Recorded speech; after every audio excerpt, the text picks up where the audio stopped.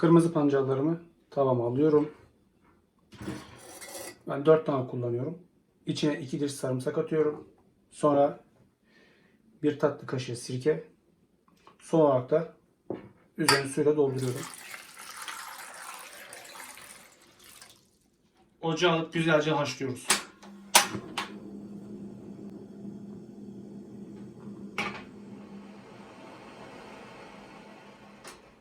Pancarlarımız haşlandı. Şimdi süzüp soğutuyoruz.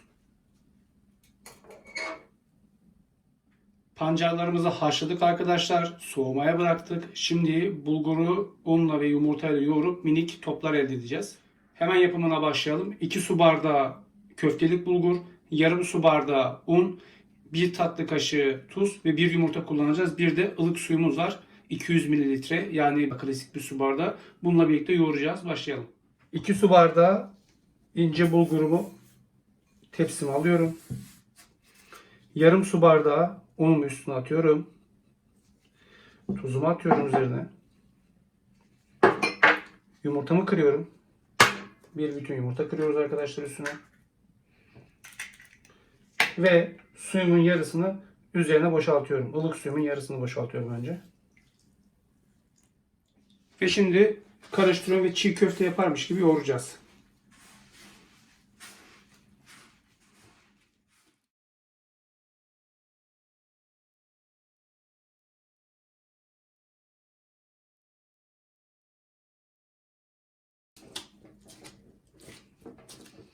Evet, hamurumuzu yoğurduk arkadaşlar. Hamurumuz böyle sert bir kıvam aldı. Şöyle görmüş olduğunuz gibi. Şimdi hamurumuzu bir miktar dinlendireceğiz bir 10 dakika kadar. Sonra küçük parçalar haline getirip misket gibi yuvarlayacağız. Hamurumuz dinlendi. Şimdi şöyle küçük bir parça kopartıyorum. Böyle mukavemetli olması gerekiyor. Şöyle biraz unluyorum burayı. Yapışmasın diye birbirlerine. Şöyle uzatıyorum hamuru, kopardığım parçayı. Sonra şöyle küçük parçalar kopartıyorum hamurumdan. Bilye büyüklüğünde. Şimdi bu parçaları yuvarlıyorum elimde. Şu boyut olacak arkadaşlar. Bu boyuta getirip misket gibi bırakıyoruz.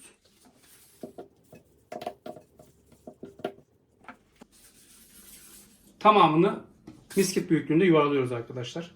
Haşlamış ve soğutmuş olduğumuz pancarlarımızı soyuyoruz.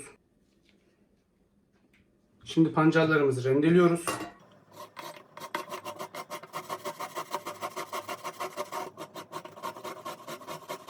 İçine 2 diş dövülmüş sarımsak atıyorum.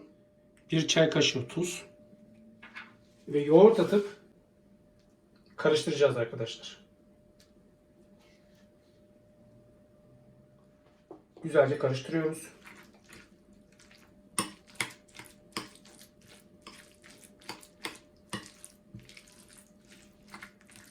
Şimdi ocağa suyu alıp altını açıyoruz ve içine 1 tatlı kaşığı tuz atıp kaynatıyoruz.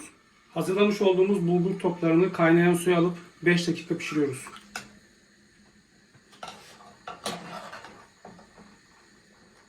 Evet, bulgur toplarımızı haşladık. Şimdi tavamı ocağıma alıyorum. İçine bir miktar zeytinyağı gezdiriyorum.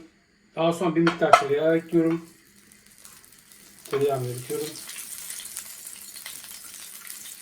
Yağımız erince süzdürmüş olduğumuz bulgur toplarımızı ilave ediyoruz ve üzerine kekik ve nane karışımı döküyoruz ve soteliyoruz.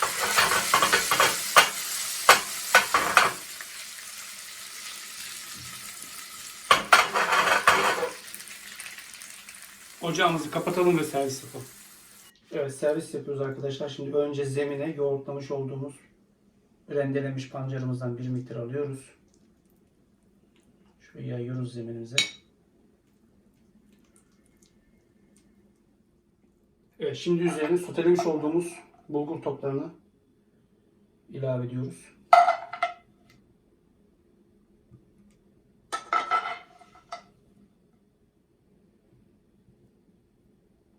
Şimdi son bir dokunuş. Evet arkadaşlar, şimdi tadına bakalım.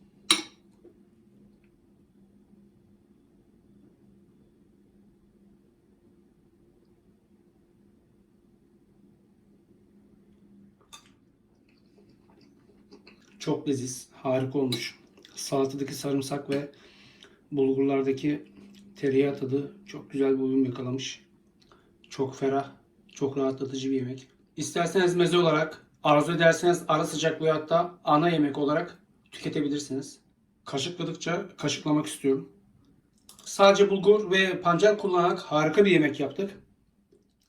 Tarifimi beğenip yorum yapmayı ve paylaşmayı lütfen unutmayınız. Kanalıma abone değilseniz güzel tariflerden haberdar olmak için kanalıma abone olup bildirim zilini lütfen açınız. Yeni bir güzel tarifle görüşünceye dek sofranızdan bereket, tabağınızdan mutluluk eksik olmasın. Afiyetle kalın. Hoşça kalın.